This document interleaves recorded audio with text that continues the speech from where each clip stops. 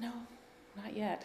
Okay, let's see what questions she had, because she has sometimes some funny More. ones in here. Yeah. Okay, let's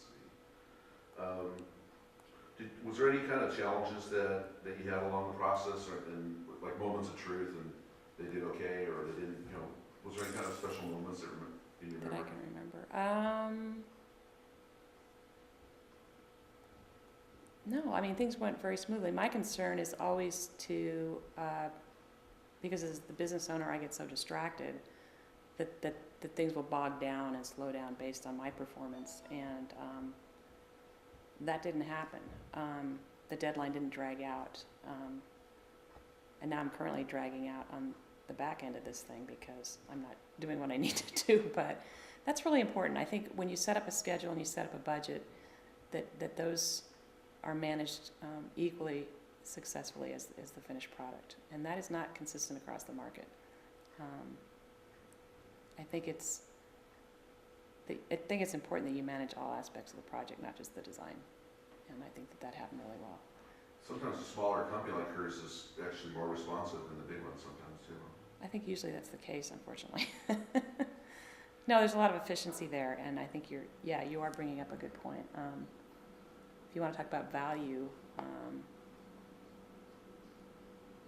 you get tremendous value for that, providing you're able to respond to their working with you. What kind of reputation do you think she has as far as among your people you know? Well, in my trade, in my business, I don't think she has much of a profile. I think that she should. I think having spoken to her, I think that she could expand her markets to other markets beyond. It's probably a challenge in this town to sort of get beyond get beyond the Microsoft or to the digital realm. Just like in the 90s, it was really hard to get away from the startups. I think it would be very valuable for her to try to have a more integrated approach to the whole market, and see if she can get into businesses that really do need a different look and feel and do need to stand out from their competition. And right now, that's a great opportunity to do that because the people that are still around are probably the best people to work with at this point. I mean, they probably have the resources to move forward and would like very much to stand out. And she's got the capacity to spread your messaging not only across the web, but do really beautiful packaging and other kinds of materials, and probably integrate that into a package that's probably the best for your buck.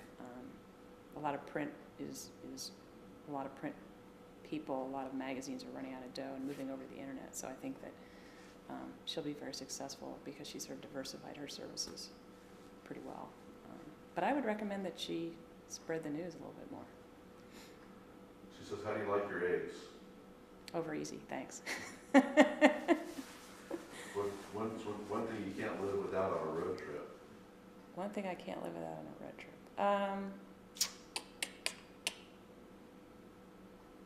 Boy, water. That's a common. She's the Microsoft guy said they use her for like PowerPoint presentations, and she does websites. She can do a lot of different things.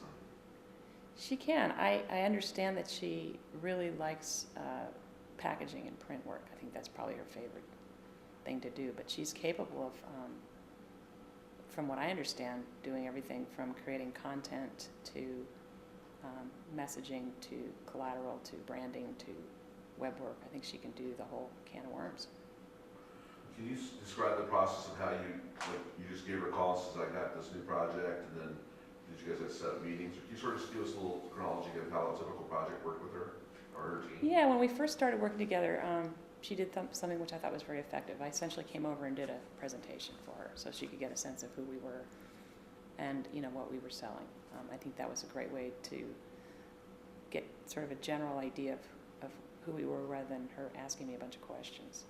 And then from there, we just sat down and outlined, over the course of the next 6 months to 18 months, what it was that I wanted to accomplish, what I needed for tools, and then, we sort of bit off one piece and went with it.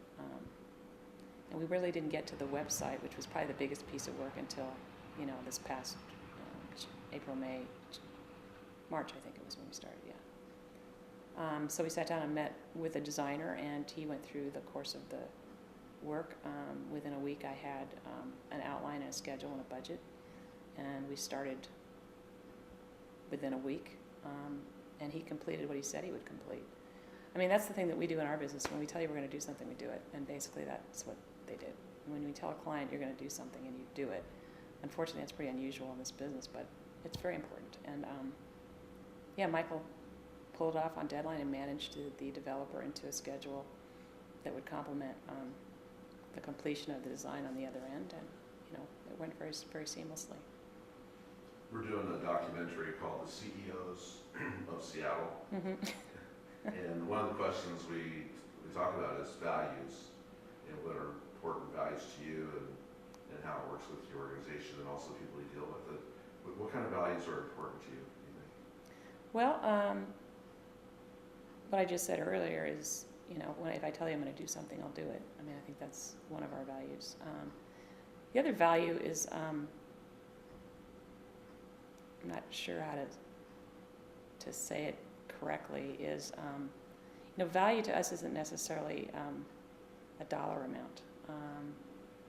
The relationship that you build with a client is extremely valuable, and it's much harder to start over again if, for example, you've lost a customer. So we take tremendous amount of time between the three of us partners continuing to develop that relationship and be as proactive as we can on their behalf. All of us come from a construction background or design background, so we're not a typical stone vendor. So we can anticipate pretty much any kind of pain someone's going to feel before they feel it, and so we try to keep all of our customers, which are actually quite a diverse group of people. Architects have different issues than builders, who have different issues than installers, who have different issues than homeowners, and all those people need to be happy during the course of a product. And they're really not necessarily interested in the stone itself. They're more interested in whether the schedule is going to be achieved, or whether the stone's going to go in and they're going to have enough of it, or whether it's going to show up on time. So everybody has different thresholds of pain that they've experienced in the past, and we want to make sure all that goes away. And if you go to our website, I've taken some time to post a lot of those testimonials there. So those are some of the values that we have. I'm trying to think of what else that comes to mind. So it sounds like that you go back to that same thing, that integrity of doing what you say you're going to do. Yeah, it's pretty simple, but that's pretty much it. I mean, it's not unique to us or what we do or to the stone. And the stone speaks for itself. I mean, it's a very unique, a very beautiful product, but I think that the values that drive us make us successful. I mean, when we first started the business, we didn't have anything to show for it. We really didn't have any big installations. We didn't have any showroom. We didn't have, we made a big business decision early on to not carry all that overhead and then translate it over to you as a price. And we still have the same business model. We haven't had to change anything in the last year. But what we've managed to do is leverage all those resources back to our relationships with our clients. And most of our resources are in China. I mean, there are more people there serving us than there are here in this country. And that's worked really well for us, just overall. Now, we live in an environment of change. Mm-hmm. And how's Artitude's design in your relationship with them? Have they been able to adapt to changes, and your business is always changing? Have they been able to adapt to changes for you? Yeah, they haven't had to go through too many changes, but I suspect they're as nimble as we are.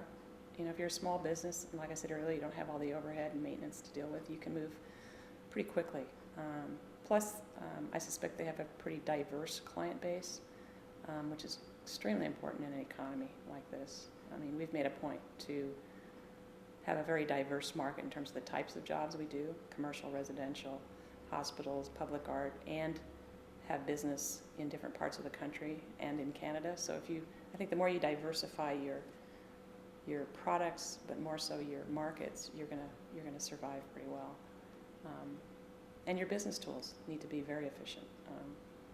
We started off many years ago using a product called Groove, which is now part of the Microsoft package, Office package. Probably very few people know it's there or even use it.